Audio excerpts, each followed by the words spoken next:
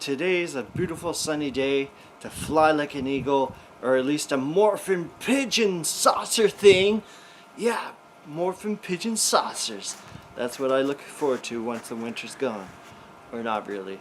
But anyways, you get to be an UFO. Actually, you look, as far as I know, it's a human-made uh, UFO object that morphs, which is pretty neat. This is Exo One. The story consists of like a failed interplanetary mission that we experience. So we get like very brief spurts of flashbacks. So I don't really know what happened in the story. We sort of have to piece it together. It's pretty ambiguous. I assume they all die. I don't know. I only got to like near the end of the first level of 3 levels. But it's a cool experience. It definitely is an experience rather than a game. Like it tells you, oh, you can morph, you can speed up, you can zoom, you can float, you can like roll as a ball, from what I remember. And the graphics are mind-blowing for an indie game. And I feel like that's the biggest lure to this. Like, if I wanted to know what the heck happened to this failed team, and then the graphics sort of brought me and encouraged me to want to continue. And I just feel like just the expectations of the level, like you don't know where to go.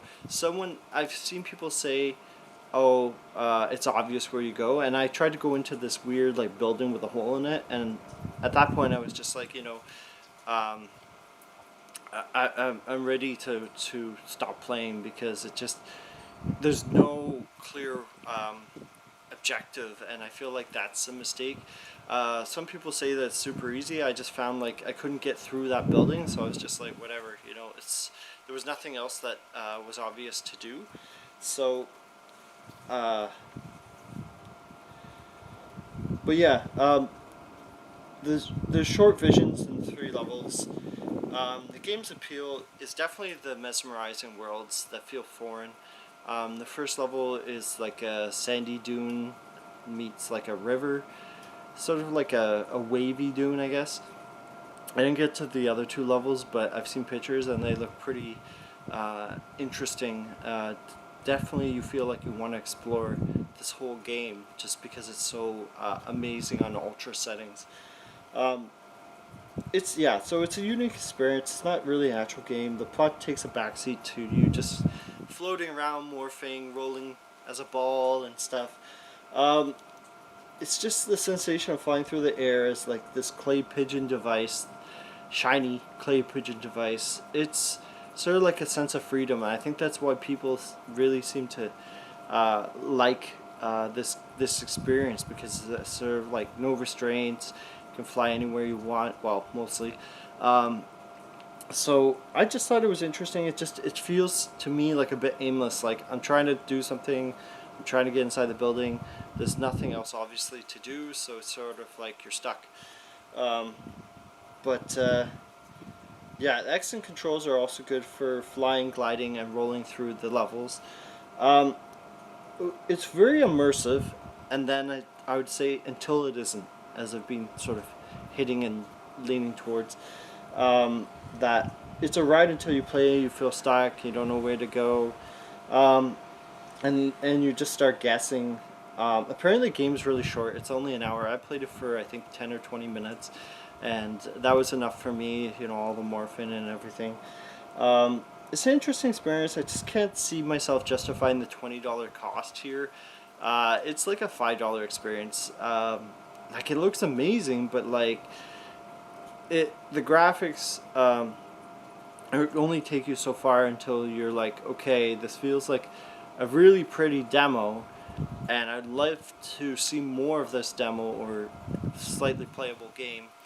No disrespect, but it feels like you need to be able to progress, and if you get stuck, the game should realize, okay, this person's stuck, I'm gonna guide him to wherever, or her, to wherever they need to go. And I feel like this game doesn't do that. It needs to prod you. Maybe if you get stuck somewhere, you'll see an arrow or something, because I'm just not a big fan of like exploring aimlessly. I'm not like that, and if I was I'm not like that anymore, personally. So yeah, it feels like a $5-10 experience. It's a relaxing game. I see that come up a lot, but it's just because there's not much to do. You just float around, and it feels like kind of like a demo. How Crisis was a demo slash shooter. Like sometimes it felt like you were watching a movie. Other times you shot a little bit, then you got a bit more of cutscenes. And see like whether it'll run on your computer on ultra settings. That's why I feel like it's a really good comparison, because my computer was definitely being pushed. At least the GPU was being pushed when running this. So they should consider adding endless or an extra mode.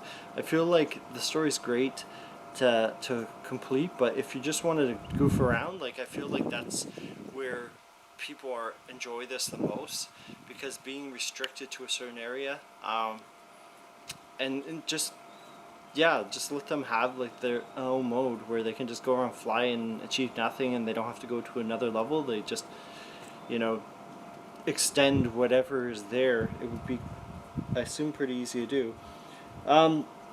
But I'm just not sure many people that play and replay this. Like that's what I think, especially at $20. I feel like it's really pricey for like an experiment. I know it looks great, but like it's a very pricey, expensive experiment for sure. And ultimately it's really hard to review an experience like this, because to me this isn't a game. It's a demo slash experience for someone to play, and I'd give it a solid 7.5. You can get it for $10 or less. If you can get it for $10 or less. $20 just seems too much for just an experience, and like I'm not sure if I'll go back to this. I'm sort of on the fence, so I feel like, you know, $5 would be more reasonable, and you know, that way, you know, maybe you could get for 1 hour. I mean, $20 isn't bad, but it definitely feels like more of a demo to me than a full-fledged final game, especially without extra modes to come back to it. So anyways, take your Exo One and fly out of here. Keep on flying and keep on gaming. Ciao.